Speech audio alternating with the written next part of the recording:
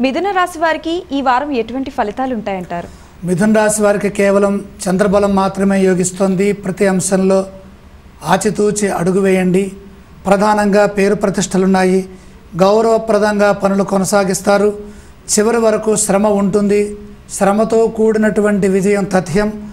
ఆత్మసాక్షి మిమ్మల్ని చక్కగా కాపాడుతుంది. తగినంత సహాయ సహకారాలు అందుతాయి.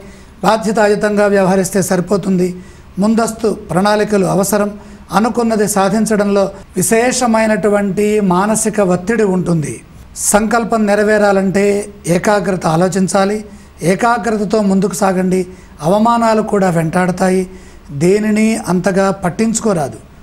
మనస్సు తేలిక పడేటట్టుగా ఆలోచించండి.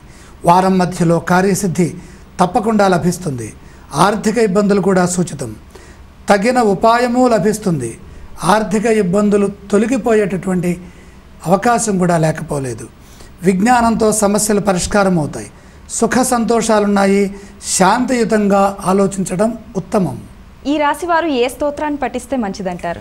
విష్ణు స్తోత్రము లాభాన్ని ఇస్తుంది. ఈ రాశి వారు ఏ ఆలయాన్ని సందర్శిస్తే మంచిదంటారు? శ్రీమన్నారాయణ మూర్తిని దర్శించండి. మేలు పొందండి. ఈ రాశి వారు ఏ దానాలు చేస్తే మంచిదంటారు? అష్టమ కేతు దోషం ఉందమ్మా. ఉలవలు దానం చేయాలి.